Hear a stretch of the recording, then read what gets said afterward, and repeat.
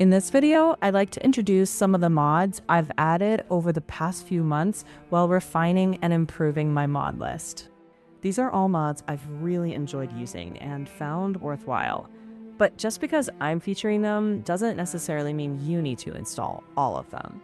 I'd suggest watching to see what each mod actually does, and then deciding for yourself whether it's something that you'd like to add to your own game. With that said, let's not waste any time and jump right in.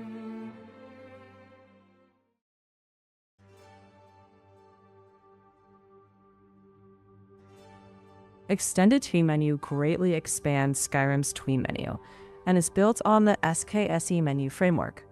It replaces the default interface, which only shows the map, inventory, magic, and skills menus, with a modern vertical layout. That means you can access a wide variety of mod menus from one convenient location. Mods like Bestiary, Photo Mode, and Dialogue History can all be integrated into the menu. You can also launch the MCM and even the vanilla settings menu directly from the Tween menu. The original Tween menu mod had a bug that prevented Photo Mode from opening while using a gamepad. Extended Tween menu fixes this issue completely, so it works flawlessly with both keyboard and controller. You can also customize it through the SKSE menu framework configuration menu, where you can fine-tune various aspects of its behavior.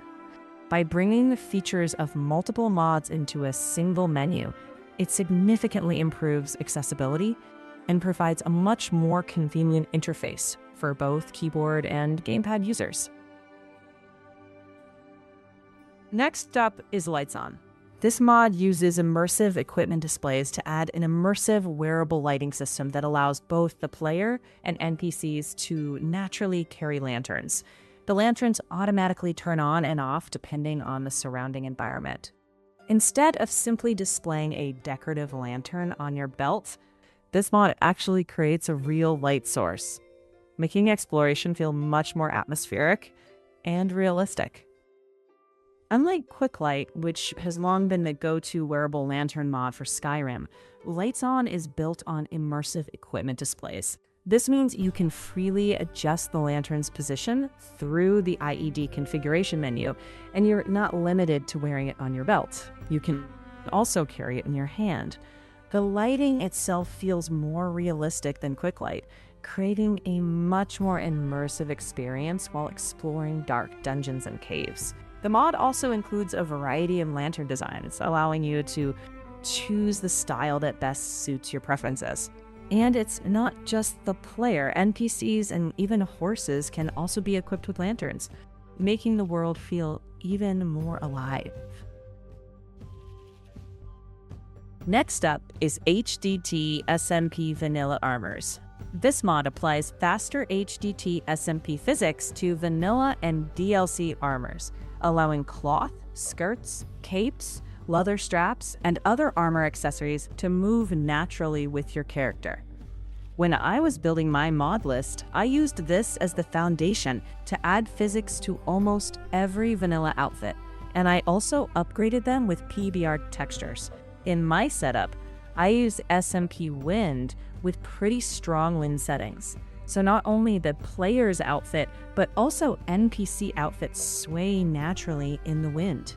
It adds a surprising amount of immersion, especially when traveling through open environments or watching groups of NPCs moving around. After playing with this mod for about 2 weeks, I found it to be both performance-friendly and quite stable. There is one minor issue where NPC thighs can occasionally become transparent while their outfits are moving. But aside from that, I haven't run into any major problems. Even with that small visual glitch, it adds physics to such a large number of vanilla outfits that it's definitely an essential mod for anyone who values realistic clothing physics and a more immersive Skyrim experience. Next is ReLight. Unlike traditional lighting mods that rely on ESP plugins, ReLight is an SKSE-based lighting framework that lets you create, edit, and manage light sources directly in-game. You can adjust the position, color, brightness, and radius of lights in real time. making it incredibly useful for both mod authors and players who want more control over Skyrim's lighting. What I like most about this mod is that it's not just another lighting overhaul. Instead, it acts as a framework that allows lighting to be customized without permanently modifying the game world. Since everything is saved as JSON files, it's easy to tweak, update, and share your own lighting presets. For this mod list, I paired ReLight with its official light add-on. I'm currently using GIE's latest community shaders build, where traditional particle lights aren't available. Because of that, mods like Cursed Crypts, which I couldn't really use as intended before, became fully usable again. By adding light sources to things like candles, lanterns, fireplaces, and other glowing objects, it provides more than enough atmosphere as an alternative to particle lights. Even though the mod feels very add-on oriented, I personally think it's almost essential for players using community shaders without particle light support. And because it doesn't rely on traditional record edits like most lighting overhauls, it works really well alongside other visual mods, while also helping reduce common lighting issues like flickering caused by Skyrim's engine limitations. Next up is Helios. Helios is an SKSE-based framework that dynamically changes interior lighting based on the weather and time of day outside. Instead of static indoor lighting, it lets sunlight, clouds, rain, and even thunderstorms naturally influence the atmosphere inside buildings, making interiors feel much more alive and immersive. On sunny days, interiors are filled with warm, natural light streaming through the windows. During storms or heavy rain, rooms become noticeably darker, and lightning flashes illuminate the interior just as you'd expect in real life. At the moment, I'm still not completely confident about this mod's long-term stability and compatibility, so I haven't added it to my mod list yet, but I did find it interesting enough to feature in this video. I'll keep an eye on future updates, and if I'm convinced that it's fully stable and compatible with my setup, I definitely plan to include it in a future release. That said, this is just my personal opinion. If you'd like to experience Helios and its impressive features for yourself, you can find the mod through the link in the description and try it out in your own game. That wraps up today's video.